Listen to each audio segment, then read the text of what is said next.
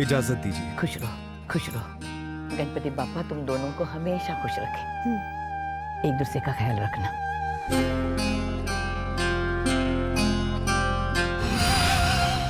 तुम लोगों की खुशी में ही हमारी खुशी है। और नागपुर पहुंचते ही फोन कर देना। जी आई। सोनालिका, तुम्हारी बहुत याद आएगी। Take care. श्योर।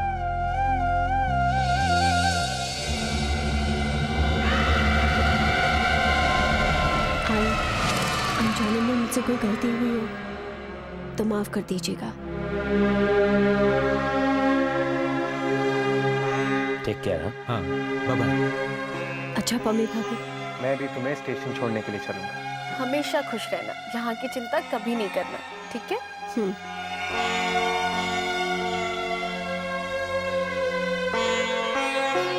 अच्छा श्लोक,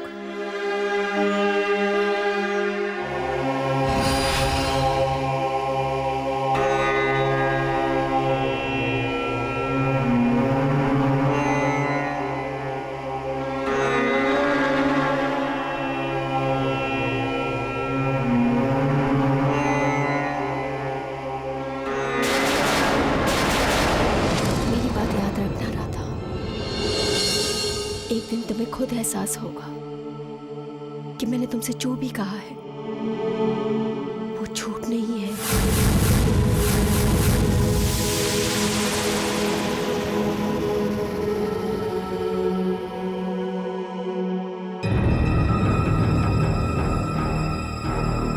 उर्वशी भाभी,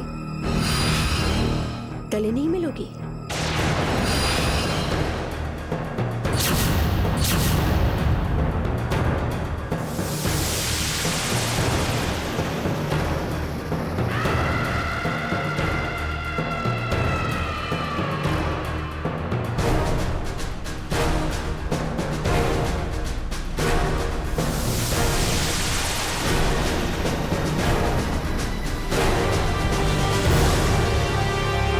खेल अभी खत्म नहीं हुआ है उर्वशी।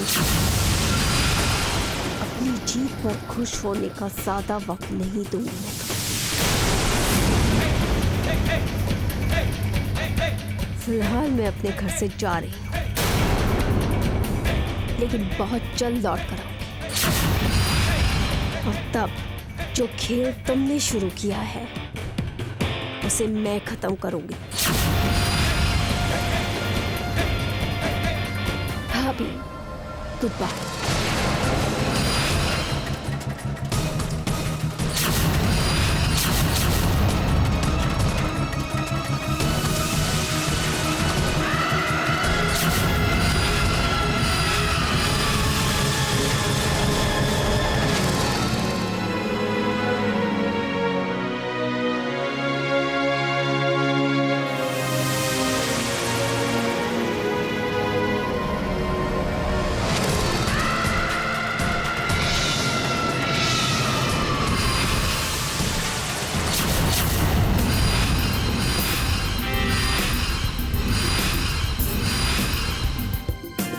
सोनालिका की इस घर से विदाई मुबारक हो। अब हमारी पहली जीत की कामयाबी भी खुशी हम सेलिब्रेट करेंगे।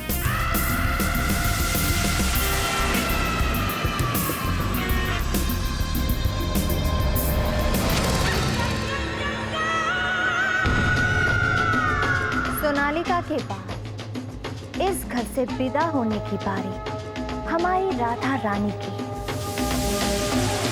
एक एक करके इस पूरे नेरुरकर परिवार को राधा के खिलाफ न कर दिया तो मेरा नाम उर्वशी।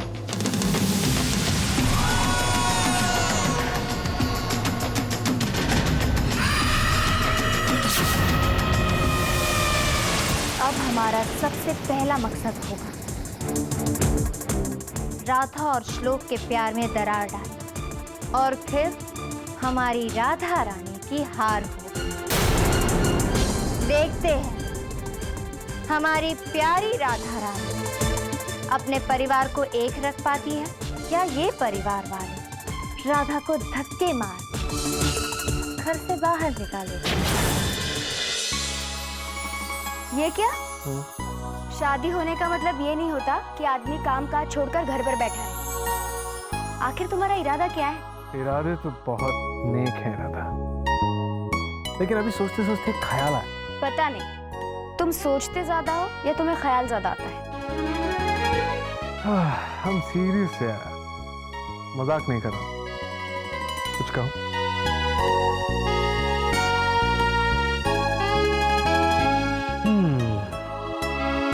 यार क्या है ना, मैं कुछ दिनों से कुछ नोटिस कर रहा हूँ। क्या नोटिस कर रहे थे? तुम्हें नहीं लगता कि प्रिंसेस कुछ दिनों से अकेला महसूस कर रही है? मैं प्रिंसेस का ठीक से ख्याल नहीं रख पाती हूँ, पता है मुझे। इसीलिए मैंने सोचा है कि क्यों ना इस दुनिया में उसके लिए एक छोटा भाई ले।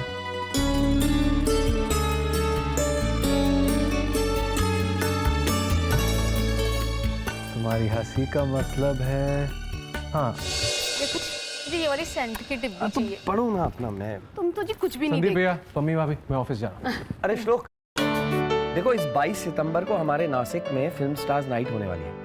तो मैं क्या सोच रहा था कि अगर तुम लोग फ्री हो तो मैं 4 टिकट्स बुक करा देता हूँ। हाँ करवा लीजिए, इसी बहाने आउटिंग भी हो जाएगी। एग्जैक्टली। 22 सितंबर को? ना जी ना, टिकट मंगाने की कोई जरूरत नहीं है। ना तो मैं जाऊंगी, ना ही इस घर से किसी को जाने दूंगी। हाँ क्यों मम्मी भाभी, कोई आने वाला है? ओए 22 सितंबर को रणवीर रानो आ रहे हैं। रणवीर रानो? वीर रानो? ये लोग कौन है? एलो जी, तुम्हें ये भी नहीं पता कि रणवीर रानो कौन है? रणवीर रानो जी टीवी के नए शो का नाम है, जो 22 सितंबर से सोमवार से गुरुवार रात 10:30 बजे आया करेगा। यार ये रणवीर रानो नाम बड़ा इंटरेस्टिंग सा नहीं है? हाँ जी हाँ, एक बार देखोगे तो बार बार देखोगे। हाँ, साडे पंजाब की कहानी है जी। और श्लोक, तुम्हें और राधा को तो जरूर देखना चाहिए, क्योंकि रणवीर और रानो दो ऐसे प्रेमियों की कहानी है जो हर मुश्किल हालात में एक दूसरे का साथ देते हैं। फिर तो मैं जरूर देखूंगा। अरे भाई, अगर ये प्यार वालों की कहानी है फिर तो मैं भी जरूर देखूंगा।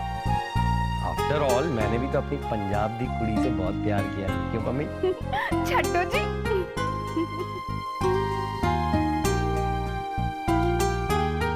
रणवीर रानो।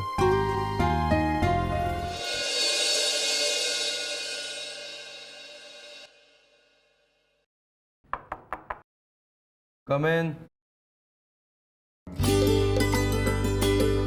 आई होप मैंने तुम्हें डिस्टर्ब नहीं किया। अरे श्लोक, अब मुझे बुला लिया होता, तुम्हें आने की क्या जरूरत है? क्यों भाई, हम लोगों का एक और रिश्ता है। हाँ हाँ, क्यों नहीं। दोस्ती का। तो अगर तुम मेरे कैबिन में आ सकते हो तो मैं भी तो तुम्हारे कैबिन में आ सकता हूँ। हाँ बिल्कुल। काम खत्म हो गया हो तो लंच करें। हाँ क्यों नहीं, क्यों नहीं। कुछ जरा सा काम है, वो मैं लंच के बाद कर लूंगा। ठीक। अब मेघना। हेलो, हाँ मेघना बोलो। हाँ मैं लंच करने जा रहा श्लोक के साथ। हाँ अच्छा ठीक है, अभी कर लूंगा ना लंच। रखूं? Okay bye. मंदिरा। हाँ मंदिरा बोलो। अरे तुम्हें मेरी इतनी चिंता क्यों हो रही है? हाँ अभी लंच करने जा रहा श्लोक के साथ। रखूं? अरे ऑफिस में हूँ। हाँ मैं भी तुम्हें बहुत मिस कर रहा हूँ। ठीक है बाय। वो मेघना और मंदिरा, अरे दिन में जब तक मुझे 7-7 बार फोन ना करे ना, इन्हें चैन ही नहीं मिलता। तुम्हारी बीवी और एक मेरी बीवी फोन ही नहीं करती। अब कुछ कहा? कुछ नहीं, लकी मैन। चले? हाँ खाना मैं आज घर से ले आया था।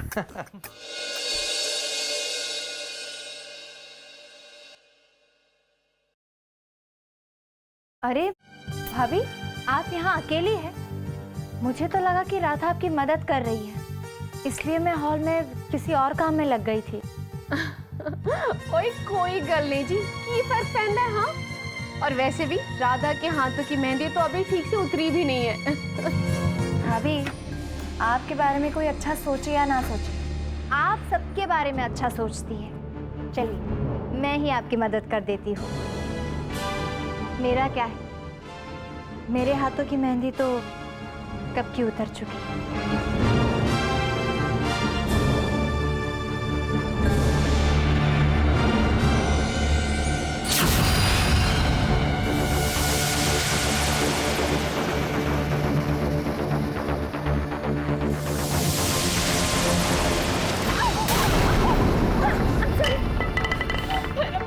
I'm so sorry. क्या हुआ पम्मी भाभी? सब ठीक तो है ना? अरे पम्मी भाभी का हाथ जल गया है। चिंकी जाओ जल्दी से डॉक्टर को फोन करो। अरे नहीं नहीं, मुझे कुछ नहीं हुआ है। और इसमें डॉक्टर को बुलाने की क्या जरूरत है? अपनी राधा है ना, वो भी तो नर्स है, उसे दिखवा लूंगी। हाँ पिंकी जा जल्दी से राधा को बुला कर लेकर आ। कहना कि पम्मी भाभी का हाथ जल गया है। जा जल्दी जा।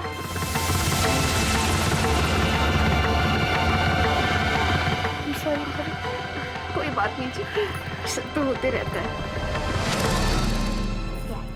राधा दीदी, हाँ आपको पम्मी भाभी बुला रही। हाँ किचन में खाना बनाना है ना, मुझे याद है। चलो एक मिनट। हेलो, मैं साइंस नंदा हॉस्पिटल से बात कर रही हूँ। देखिए आप यहाँ पर जल्दी आ जाइए। आपके पति का एक्सीडेंट हो गया है। क्या?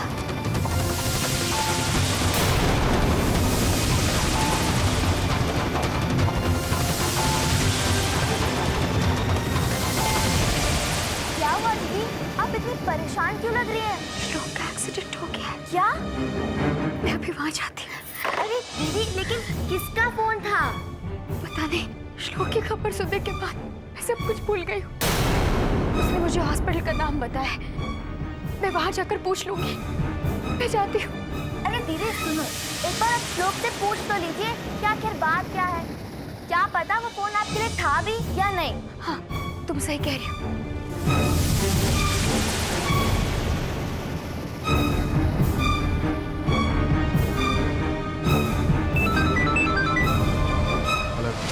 हेलो श्लोक, श्लोक तुम ठीक तो हो ना? बिल्कुल ठीक नहीं। कहाँ हो तुम? अपने कैबिन में अकेला बैठा तुम्हारे फोन का इंतजार कर रहा था। तुम्हें याद है ना, तुमने कहा था कि हर 1 घंटे बाद मुझे फोन करके आई लव यू कहोगे।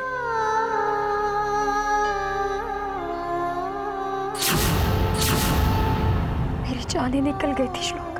पता है, अभी हॉस्पिटल से फोन आया था। कह रही थी तुम्हारा एक्सीडेंट हो गया है। क्या रॉन्ग नंबर हो या फिर किसी ने मजाक किया?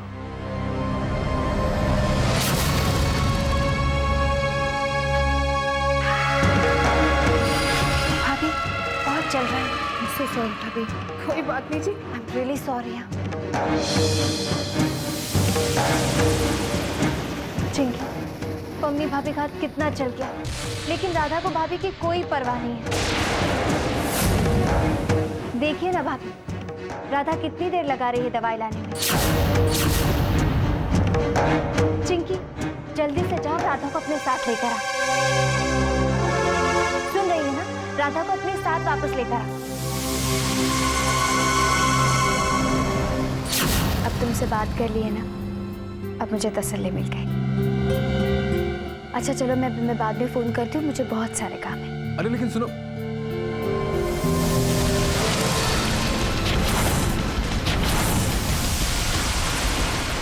राधा दीदी, हाँ जले पे कोई लगाने वाली दवा है आपके पास? जले पर लगाने के लिए? क्यों, किसको ऐसे दवाई की जरूरत पड़ गई? अरे कुछ नहीं, वो गलती से गरम तवे से ना पम्मी भाभी का हाथ जल गया। क्या? पम्मी का हाथ जल गया है? तुम मुझे अभी बता रही हो। चलो चलो देखती हूँ मैं। दीदी, हाँ? प्रिंसेस ने अपने सारे कपड़ों पे दूध गिरा दिया और उसे फिर से बुखार चढ़ गया तो आप उसके कपड़े चेंज कर लीजिए। अरे अरे प्रिंसेस, कैसे हो गया?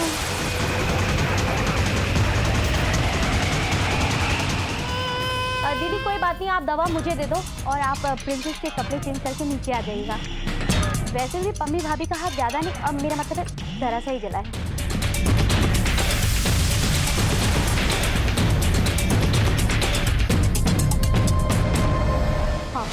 ये दवाई पम्मी को दे दो। पम्मी को कहो मैं प्रिंसेस के कपड़े बदल कर बस आ ही रही हूँ, तब तक ये मलहम लगा लेना। और हाँ, फिर भी अगर दर्द रहा तो पेन किलर देनी होगी।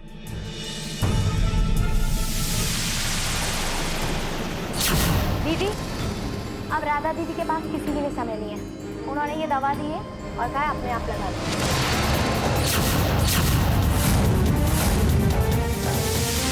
दीदी, आप लोग राधा दीदी से इतना काम क्यों कराते हो? कौन से काम चिंकी?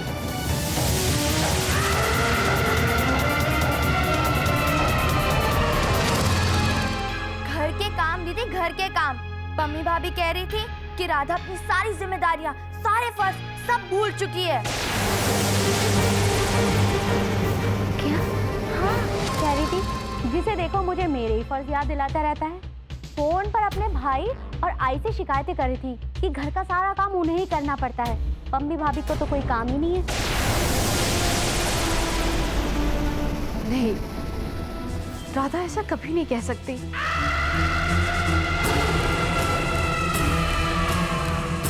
पम्मी भाभी, आप ना बहुत भोली हैं। आप सबको अपनी तरह साफ दिल की समझती।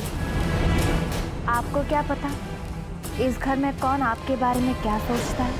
आपको पता नहीं है दीदी, पर पम्मी भाभी चाबियों के बारे में बात कर रही थी। वो तो कह रही थी कि मैंने राधा को चाबियां इसलिए दी थी कि वो श्लोक के साथ थोड़ा वक्त बिता सके। मगर चाबियां देने के बाद तो राधा ने पीछे मुड़कर देखा भी नहीं। कि संदीप और बच्चों के अलावा पूरे घर की जिम्मेदारी मेरे सर पर है।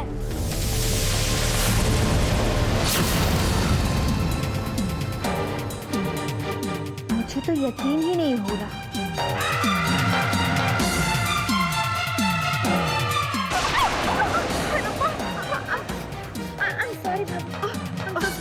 कोई बात नहीं जी। काश राधा की तरह मैं भी नर्स होती, मैं उसकी कितनी अच्छे से देखभाल कर पाती ना। क्या जमाना आ गया। मैं कसम खा के कहती हूँ दीदी, पम्मी दीदी ने यही कहा था।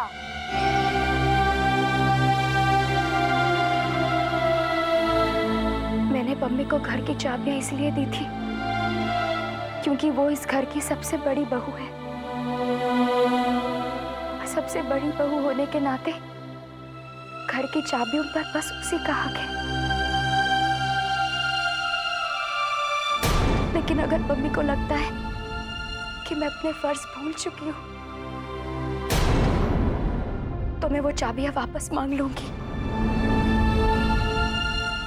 मैं वो चाबियां वापस मांग लूंगी। चाहे कुछ भी हो जाए, वो घर की चाबियां वापस लेकर रहेंगी। ऐसा राधा दीदी फोन पर अपने घर वालों से कह रही थी।